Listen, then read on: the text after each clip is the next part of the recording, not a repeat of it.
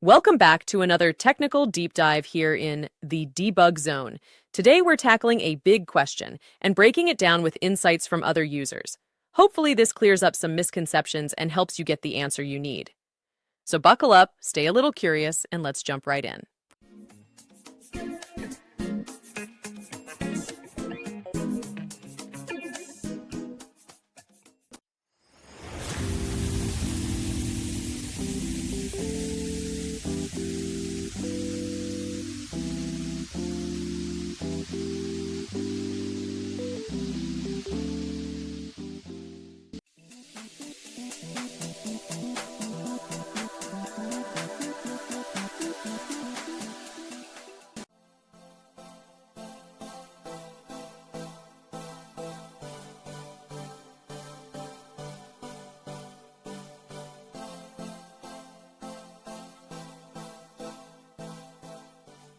And that's a wrap.